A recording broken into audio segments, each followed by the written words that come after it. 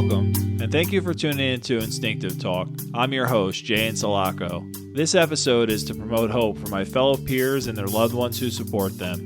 Today, my guest on Instinctive Talk is Kevin Hines. Kevin Hines' story is a testament to the strength of the human spirit and a reminder for us to love the life we have.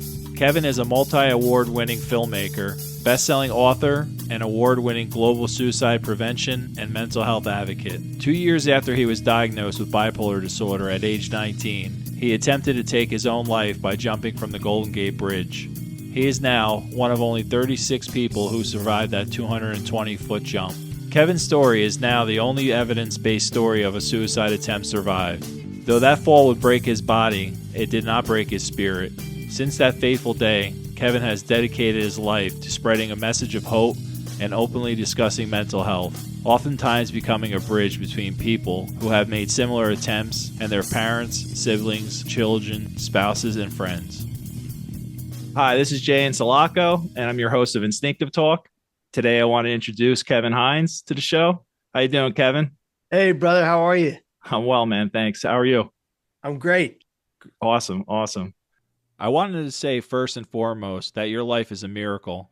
Can you share your background with mental illness?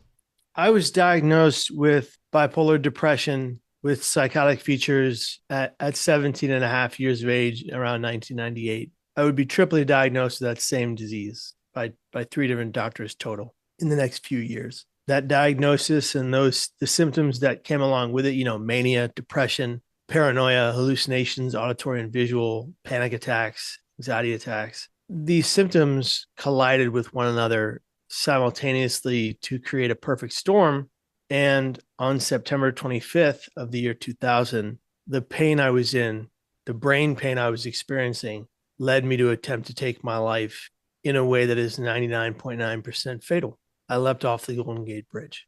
And the Golden Gate Bridge is arguably the most frequented spot for suicide in the world. Of course, I didn't know that back then. And I went there and I did leap off. And by all accounts, I should have died. I'm one of 39 individuals to survive such a fall. I'm one of 26 of those 39 who remain alive today. Many have died of natural causes or old age.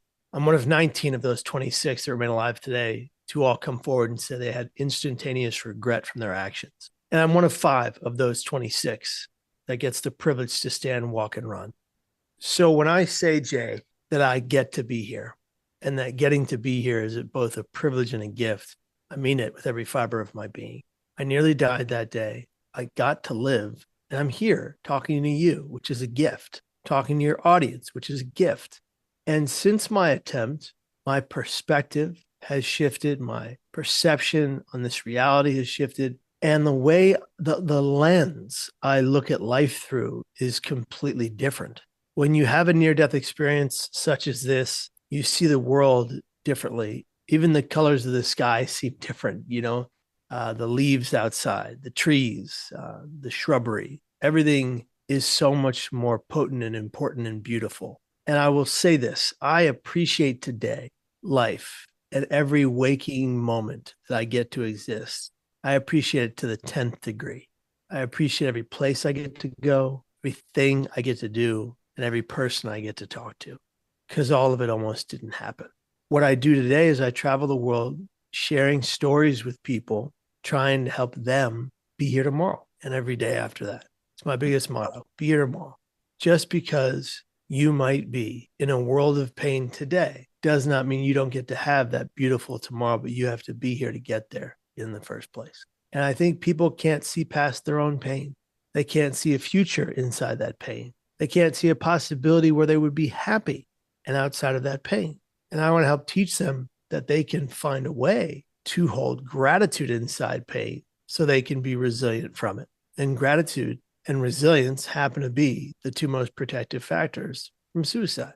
And Kevin, for what you just said, that's why I introduced you as a miracle. Because honestly, Kevin, I've been doing mental health advocacy since 2011, and I've been following you, and I read your book, followed all your achievements, and I wanted to bring you on the show for people who are living maybe with suicidal ideations or they're struggling, because your story is so powerful. I feel like you are saving people's lives every single day, And I really appreciate you, and your time for coming on the show. I'm glad you're here today. And you are a miracle. And I just watched one of your videos the other night. It was a presentation, and you spoke about the art of wellness, because I did read your book and I know your story. And anybody who's listening can go onto Kevin's website, his YouTube page, see all his videos, and get all information that you want to know about Kevin. But I really want to focus today on your art and wellness, how you cope on a day-to-day basis with your diagnosis. The art of wellness is a 10-step regimen, a routine that I built in my third psych ward stay and that was my third involuntary psych ward stay, forced in against my will. And I was in that psych ward stay, and my uncle George came to see me. And Uncle George is probably the funniest uncle I have, and he's my favorite uncle on my mom's side. And Uncle George comes into the hospital, and he goes, "Kevin, your family can help you until we're blue in the face. But until and when you take 110% responsibility, young man, for the fact that you have this disease and you fight it tooth and nail, kid, ain't nothing going to change. You'll be in and out of these places for the rest of your life. Is that what you want?" I said, "No, Uncle George." He said, "Well, get it together, kid. We're counting on you." And he dropped a Time magazine article he had rolled up in his hand on the table, and he left. And I'm thinking, like, you're not my favorite uncle anymore, but he was already gone. Picked up the magazine. It was How to Fight Bipolar Disorder, Depression, and Mental Illness with Routine and Regimen and Win. I was like, why did my first and second and third psychiatrist tell me that regimen and routine help balance your brain health? So I read the article through and through twice in my room. I took its characteristics and I put words into action. And I went to my case manager, Jana from Brooklyn, tough lady. I said, "Jana, I'd like to use your gym facility. I'd like to start working out in the psych ward." And she looks at me, she says, "Son, this is a psych ward." I said, "Well, there should be a gym in here. It's in the magazine, you know?" And she said, "There isn't one." So I thought, okay. I was pre-diabetic. I was well overweight. And I was like, I guess I got to get to the ground and get to work like I used to in high school wrestling. And I was a high school wrestling WCIL champion. So I got in my room, and every moment I was not in therapy, which there's a lot of kinds of therapies in the psych ward, so you're busy. But every moment I wasn't in therapy and I wasn't eating, I was on the ground in my room using every surface in my room to exercise, to trim the weight. And then I went to my nutritionist in the hospital. I was like, "Hey, what should I do? I'm gaining all this weight. I need your help." And she was like, "Well, Kevin, I've looked at your food log. You should stop ordering 4 unhealthy meals per one meal a day." And I was like, "That's sound advice." Because I really like, if you ordered it, they would give it to you. That's the way it was. Like, if you ordered, and this was me, I had like 12 cups of coffee a day and 2 cups of tea. And then I had 4 meals per one meal a day. I would just click on the boxes that I want times 4, and it was ridiculous. And I was just gaining weight. And they're like, "You should probably stop doing that." I was like, that's good advice. So I started eating 1 meal per one meal a day, and they were anti-inflammatory meals, and they were much healthier for my system, for my gut lining, and for my brain. And I started to trim the weight, and I was feeling better. And then I went to therapy, and I had been lying in therapy this whole time in denial. So I decided, what a novel idea. Maybe I'll be honest in therapy. And so I started doing that. Who knew that was a great idea and was helpful? You get to the root of your problems that way. Oh my gosh, this is wonderful. So started being honest in therapy and started getting a lot better. And then I started implementing all these different things into my daily routine to balance my brain health. And then my uncle Kevin on my mom's side, my dad's side, my favorite uncle on my dad's side, he's actually my great uncle. May he rest in peace, Uncle Kevin. We love you. Uncle Kevin would start bringing me, requested by me, every book he could find on bipolar depression or bipolar disorder. So here I am. He comes to the psych ward. He brings me the book Bipolar for Dummies by Joe Cranach and Candida Fink. And I was like, I devoured it. It was a simple read, but it taught me so much about how to take care of myself. It was incredible. And then he brought me the book Loving Someone with Bipolar Disorder by Julie A. Fast. And I read that. I just devoured it. And then I gave that book to my father, and he became a better father because he read that book and he further understood why I was the way I was and that it wasn't my fault. And so I gave that book to several other people in my life, and they read it, and we had better relationships because of it. So here I am. Some of my 10 steps have just been covered. Okay. Education, exercise, eating healthily, therapy, right? And so I wasn't just doing talk therapy. I was doing art therapy, music therapy, I was doing breath work therapy. I was doing it all, like anything I could get my hands on that was proven to help my brain health, I was taking on. And so I wanted to, when I got out of that hospital, I wanted to put what I had learned into a science-backed, evidence-formed, proven way to balance your brain health. And so I created The Art of Wellness. I took what I learned from that article, I took what I learned in that hospital, and I married them together, and I created these 10 steps. And look, I'm no bullshit artist. They're not novel ideas. They're not new. I didn't come up with them. These are ways that are proven to benefit brain health that have existed for a very long time. I just put them in one program. And then what I did was I wrote that program down, and I put it in a different kind of light than it is now. I put it in my first book that you read, Cracked Not Broken. It was first called The Art of Living Mentally Well, and now it's called The Art of Wellness, your guide to great mental health, a great brain health. And I've even put a new iteration of it in my new book coming out September 12th, The Art of Being Broken, How Storytelling Saves Lives. And The Art of Wellness is a bit of a deep dive into how to take care of yourself when you're struggling, deeper certainly than the first book. And this is a part of a 3-book series. So there's Cracked Not Broken, which you read, then The Art of Being Broken, which is coming out September 12th. And I'm currently writing right now Unbroken. And we haven't picked a subtitle. People have asked me, why did you pick the title Cracked Not Broken? And really, I don't know if you know this, but it came from a poem that I wrote in 8th grade, a poem that is in Cracked Not Broken in the first few pages. And I'll just share it with you so there's some context here. The poem goes like this. He is ancient yet ageless. He is ticking yet timeless. He runs, not hunted, he chases. He is a man of many faces. He is the darkness. I am the light. I may be cracked, but I will never be broken. The bipolar mind. I wrote that except the part about the bipolar mind. I wrote that poem in 8th grade about the duality I was feeling inside, not knowing that, in 11th grade, I'd be diagnosed with bipolar disorder. Here I am in this third Psych Word Day. I create these 10 steps. I even made a couple of video series about it. The first series on my YouTube channel, youtube.com/Kevin Hines. And that channel has over 713 videos, all designed to benefit your brain health. They're entertaining, educational, intriguing. They're helpful to people. People write in all the time and say, this or that video saved my life. People often write in and say, this video saves my life and continues to save my life every time I watch it. And so we create these videos, my wife and I, with our production company, we create these videos to absolutely change your perspective and shift your perception to help you get the help you need so you can survive your pain. And in the first ever YouTube videos I ever made was a series called The Art of Wellness. It's in the playlist. It's called Series: The Art of Wellness. It was the first iteration of those videos, of those steps on video. And there are 12 videos, 10 steps. And then recently I went back and I did one 17-minute video with all 10 steps, just called The Art of Wellness 2.0.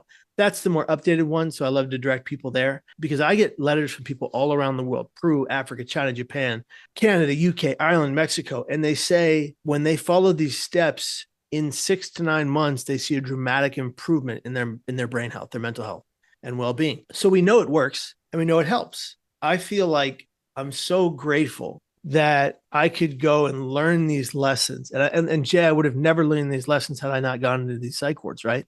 Right. So I learned these lessons in my life, and now I get to share them with everybody. And people all around the world are saying that they're helping them. That's incredible. Like I can't take that for granted. I have to appreciate that. When I get these kind letters from people, first of all, I read them all, and I try to get back to as many as is humanly possible. Jay, just like you, I want to keep helping people in that way and keep trying to give back and do the best I can to guide other people who are in pain to safety from it. Since I've been following you, I just see more and more achievements and gratitude from you. And I think that gratitude, this is just my personal opinion, I think that gratitude is you giving back the lessons of life that you have learned. And I think it's so important that you take each day as a blessing, like you say, give that message of hope back to the people. And I know sometimes it might be hard to talk about, maybe the past, because sometimes it is for me. Those stories are a blessing to people. And I just want you to realize that there are people out there that are watching and hearing your message, and they're so grateful. Like when I hear your stories, I'm like, man, God is really working through this man. Honestly, I know your story. I know about the seal. I know about all these miracles that have happened, and you are supposed to be here. And you are a powerful man of God giving that message back to the people. And I understand that you sat down with a priest. I'm sorry, I forgot his name, but that priest told you that you need to talk about this. And without that message of hope, which I know, from just being on the internet, how many people, speak about your videos and give you these messages that you are saving lives. And I think it's very important, first and foremost, to realize that, yes, we're two guys that live with bipolar disorder, but we're advocating for the people that can't see what sometimes maybe we're blessed to see. And, honestly, Kevin, I just want to thank you so much for taking the time to being on here and keep on spreading that message because, I think that there's people that are listening and they don't maybe have the chance to say this. I just feel like you are truly a miracle, man. Thank you, Jay. I feel that way too. I feel like what happened to me was a miracle. Like when you think about all the whole scenario that came into play to save my life, from the sea lion keeping me afloat to the woman calling the Coast Guard when she saw me go over the rail so that the Coast Guard would arrive to me before I would sit in hypothermia and drown, to the Coast Guard arriving and plucking me from the water, to the hospital staff that saved my life, to the Dr. Jonathan Levin who saved me the ability to stand, walk, and run. It's all incredible. It's all beautiful. It's all wonderful. It's all a miracle. I can't deny that. And look, I will point blank say it, no matter what anybody else thinks. I am a man of God. I have had faith in God my whole life. The only time I lost my faith in God was when I leapt off that rail. But my father is fond of saying jokingly to all of his friends, he found him on the way down. And in reality, I did, because when I fell from that height at that speed to the waters below the bridge, the only thing I did was pray to God. And look, I don't want to push my religious beliefs on anybody else. This is my prerogative. This is how I feel. You don't have to feel this way, and you don't have to write nasty comments in the comment section because you don't believe in God. Believe whatever you want, but do me a favor. Have faith in something.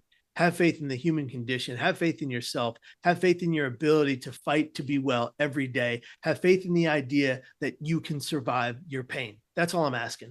I have faith in God. You don't have to, but I want you to realize that there's something greater than us that exists, that has created us, that has given us this life. And whatever that is, we have to be appreciative of it and thankful. And one thing I say every time I do a podcast, this is really important for all the people who are sitting there on the other end of this screen or who are listening at home and they're considering suicide. Do you understand that each of us has a 1 in 400 trillionth of a chance of being birthed into this world? You heard me. You have a 1 in 400 trillionth of a chance simply to exist in the first place. I never heard that before. Scientifically speaking, that means you are meant to be here until your natural end, never to die by your hands. It breaks my heart that so many people are taking their lives across this country and across this globe. I know you've lost people. Jay, we've lost people together, and I have lost 16 people I love and I care about to suicide. 16. That's 16 too many. One is one too many. And I know, Jay, I said I didn't want to talk about something with you when we talked on the phone previous to this, but I think we need to address it. We have a mutual friend. Yes, we do. Yes. We had a mutual friend. I'm not going to name him. No. We had a mutual friend who wrote an incredible book on surviving pain, and then he succumbed to his. He died by suicide. And Jay, you were the one that broke the news to me. I was on a plane to Mexico. It was a long plane ride. You called me right before we were about to take off and gave me the news that our friend passed away. And the brutal part of it was, I think it was 3 to 4 weeks before you called me, he called me and said my story saved his life. Kevin, I appreciate you bringing this up. Again, not naming names. He was a mentor and turned into be a friend of mine. I really admired what he was doing. He was going around the country. He was speaking openly and honestly about his traumas and his pain. He did me a favor and came up to the county that I live in New Jersey, and we set up a presentation. He stood up there and he pretty much contoured the presentation, for me, which I later found out because I watched the video that I recorded of him and edited. And he really did contour that whole speech and talk. Because of his death, I stopped advocating for 3 or 4 years. You know why, Kevin? Because I did not want to address it, and I didn't know how to address it. And there was things that came to light for me that I needed to hear and see and work through myself. And I did. And I miss him. I mean, I miss talking to him. At the end of the day, Kevin, I didn't know his pain. I read his book. I heard his speeches. To keep his memory alive, I try to continue where he left off. And that's simply what we're doing now, is talking about it and putting it out to the people who need to hear it. Even if it's that one person that hears this podcast, and it saves their life. Well, we might never know, but the truth is, Kevin, this is a conversation that we do need to have. And I know I watched a video on you. You have to have these conversations. It's important. It's important. And I respect, what you're doing for these reasons, because I never did lose somebody, to suicide before this. It's not easy. And I want to make a point to all the people in the audience who, if you've ever lost someone you love to suicide, someone you know, someone you care about, someone you don't know, but that you were close to physically, work, colleague, anything like that. If you've ever lost anyone to suicide, know this: it was not your fault. They didn't die because of you or in spite of you. They died because of a lethal emotional pain that had nothing to do with you. Brush that weight off your shoulders. Does not belong to you. And to all the people listening right now, considering taking their lives, stop, breathe. Do 30 deep resonance breaths right now. Do it. In 4 through the nose, hold 4, release 6 to 8 seconds, purse lips like a whistle, but no sound. Do it 30 times. Quell a panic attack, anxiety attack, stress attack, lower your blood pressure, lower your blood sugar, lower your heart rate. Don't do it if you have low blood pressure. Deep breaths. Bring your body and your mind to a calm. Hear me when I say this. We're all going to die someday. We have not cracked the code to immortality. Give yourself time plus hard work for things to change. Hard work, because nothing good ever came without it. Everybody wants the Uberification of their life right now. You can do Uber Eats and get your food delivered to you. You don't even go to the grocery store anymore. You do DoorDash, you get your food delivered to you for a meal for the night. You don't have to go anywhere and get it yourself. You get that one pill that helps you lose weight instead of going to work out. You go and you get liposuction instead of exercise. Nobody is doing the work anymore. Put in the time, put in the effort. Read everything you can about your diagnosis so you can defeat it.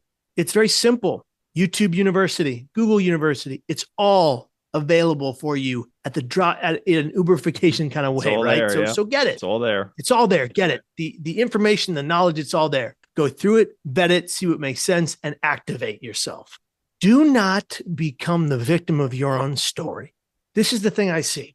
People come up to me and they go, I can't do this and I can't do that, and I'm incapable and I have no ability. Wait a minute. Did you try reading every book you could find about bipolar disorder or schizophrenia or major depression or eating disorders or self-harm? Oh, wait, no, you didn't? What are you waiting for? Did you look up all the studies on these topics so you could help yourself find what are the most proven, reputable forms of holistic treatment if you can't afford clinical care? No? What are you waiting for?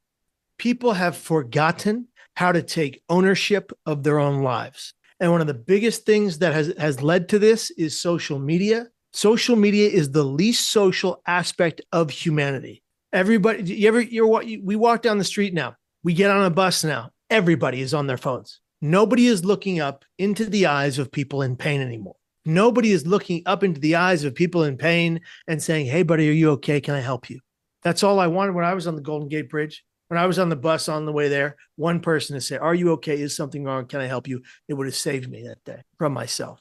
Now, there's an argument to be said, no one can save you but you. I actually do agree with that. But what I'll say about that is that we can have an impact on other people's lives if we just engage with them, if you see them in visible lethal emotional pain. And so there's a difference between the two notions, but I think they're very important to understand. Maybe no one can save you but you ultimately, but someone can nudge you in that direction, right? Someone can give you the inspiration to go save yourself. And so, for all the people around the world considering suicide, stop, breathe, understand that suicide is never the solution to your problem. It's the problem. Suicidal ideations are the greatest liars we know. We don't have to listen to them. Your thoughts don't have to become your actions. They can simply be your thoughts. When you're suicidal, you turn to anyone and everyone around you and say, I need help now. 4 simple but very effective words. I need help now. Make it your shorthand for when you're suicidal. Make sure that people around you know what that means. And it doesn't always mean they have to take you to a psych ward. Maybe it means they just need to sit next to you and hear what you have to say so you can get it off your chest, so you can have a release, so you can have some relief and be free from your pain for a moment. And people out there who are sane and well, when someone comes to you and tells you of their troubles, don't give them advice. Don't tell them what to do. Just listen. Listen to understand, not to respond. Hear them, really hear them. And when they're done talking and you've assessed that, you look them in the eyes and you say, what can I do for you right now? What do you need from me? Meet them where they're at and never judge their suicidal thinking because it only makes it worse. Never say, what's wrong with you? Don't do that. That's bad. No, just say, millions of people have these thoughts all around the world. It's actually pretty natural. Let's help keep you right here. Kevin, I really appreciate your message. And I am also a man of God. And I want to acknowledge the fact that when 2 people come together in the name of God, that's the church. So if nothing else, this whole session, this was our church. And the message that comes out, I hope people hear. I want to thank you so much for taking your time and being on my show. I really do appreciate you, Kevin. I really do. Like you say, man, keep on keeping on, man. I really admire your life's work. And the key word is life's work, because you're alive and you are a blessing to many people. You are a man of God, and I see it in everything you do. I might not be there by your side, but I watch and I see, just like everybody else's. You just got to keep on keeping on, man. And I like what you say. It's not mental health, because nobody wants to be called mental. It's brain pain. Yeah. And I really like that. So with brain pain, it brings it down to what it is. Your brain is an organ just like every other organ in the body. It's arguably the most important one. And your brain can become diseased just like every other organ in the body. We call it mental health, but there's a negative connotation to the term mental all by itself. Who wants to be labeled mental for the rest of their lives? No one. Call it what it really is: brain health, brain pain, brain illness, brain disease. And if we treat the brain and we treat the gut, we can take care of the mind. I just want to thank you for being on this show, Kevin. And I really appreciate you as a person and a man of God. And I don't think anybody will have anything negative to say about that. And if they do, they need to really look in the mirror. Brother, I love you, man. I love you too, bro. I really appreciate you, man. I really do. Thank you so much for being on. And honestly, thank you for talking about our friend. It was a hard one for me, Kevin. And honestly, I respected the fact that you didn't want to talk about it. What we've touched upon, I really have come to a better understanding. And I think we just need to keep opening these conversations as time goes on. I want to do something with you. And for all the people listening and watching, I want this to be for them too. Let's take a moment of silence for our friend, and for all the people that we've lost this way, all the people you at home have lost this way. Let's take a moment of silence. And before we do, I want you to be thankful for the little time we had with them. I want you to recognize the beauty that they were, the light that shined from within them when they were still with us. And let's hope they rest in peace together. Let's right now, before we wrap this up, take a moment of silence. 3 deep breaths and think about our friends.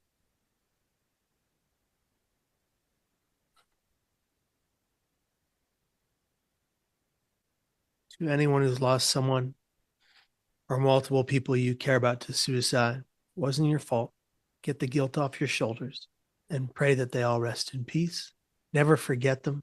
And do me a favor, celebrate their life on their birthday with family and friends who love them just as much as you do. Do it with a cake and a candle. And on that day, you're only allowed to talk about the good times. Celebrate who they were, not how they died. Thanks, Jay. Thank you, Kevin. All right, Kevin. Thank you so much for taking your time and being on this show. And you bet, my friend. I'm always here for you, man. And if you ever want to reach out and talk, I'm here. Same goes for you, my friend. All right. God bless you, man. God bless. Thanks for tuning into this episode of Instinctive Talk. If you want to connect with me, please visit my website at instinctivebird.com. If you want to buy a personalized version of my book, No More Crutch, it's also available on my website. If you could, please subscribe and leave a review for the podcast. I would greatly appreciate it. Again, this is Jay Insalaco. Thanks for listening, and tune in next time to Instinctive Talk.